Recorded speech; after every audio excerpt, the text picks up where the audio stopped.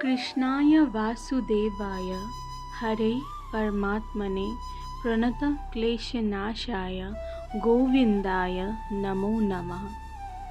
এই ভিডিওটি হলো 1 বছর আগের ভিডিও। হেদানের 1 বছর পূর্ণ হওয়ার পরে আমরা সবাই মিলে বৃন্দাবন গেছিলাম।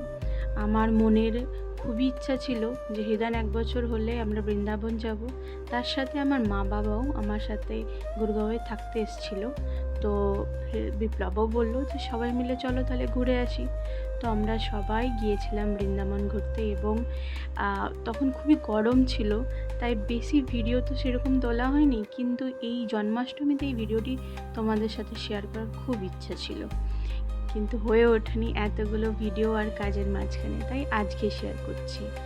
যেটুকু তুলে ধরতে পেরেছি আশা করছি সবার খুব ভালো লাগবে।